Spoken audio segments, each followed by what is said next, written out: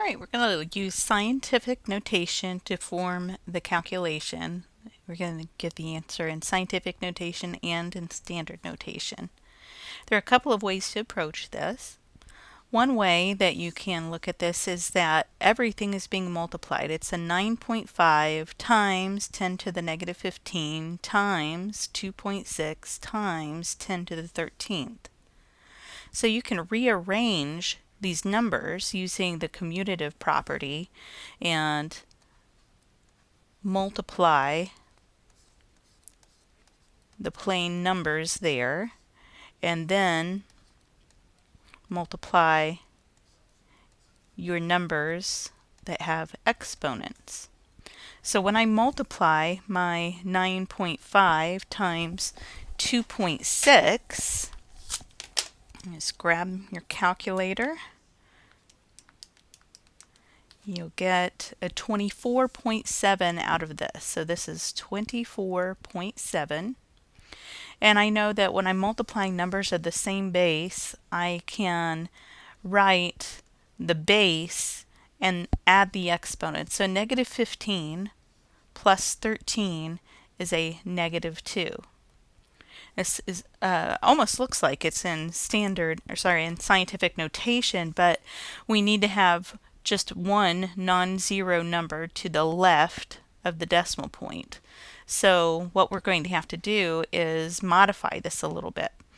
One way to do this would be to take 24.7 and multiply it by a 10 to the negative 1, and that would move our decimal point to the left one place.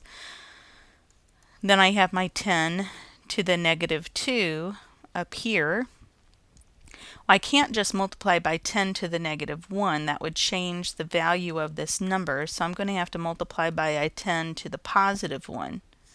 Just remember that 10 to the negative 1 times 10 to the positive 1 is 10 to the negative 1 plus 1, which is 10 to the 0, or in other words, another form of 1. I'm going to multiply these. That gives me my 2.47 times, and then these I can write the base once and add the exponents. So a negative 2 plus 1 is negative 1. And that is your number in scientific notation. If we wanted to write it in standard notation, then we take the 2.47 and the 10 to the negative 1 means that we move the decimal point to the left one place. So we have 0.247 is our answer in standard notation.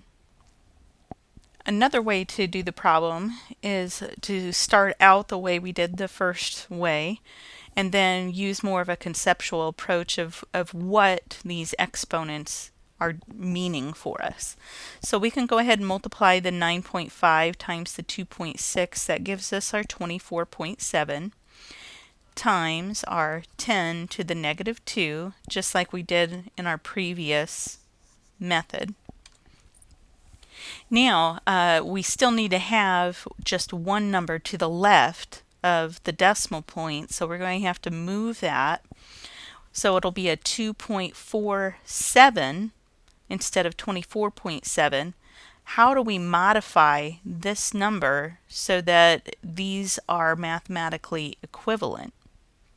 Well, when I move this number to the left, I'm making the number look smaller than it really is. I need to make up for that by making this number bigger than it is. So I move left one decimal place, making the number smaller. I need to add 1 to the exponent over here, making it larger. And there's your answer in scientific notation. Again, changing that into standard notation, the 10 to the negative 1 means that we're going to move the decimal point to the left one place. And that is our answer in the standard notation.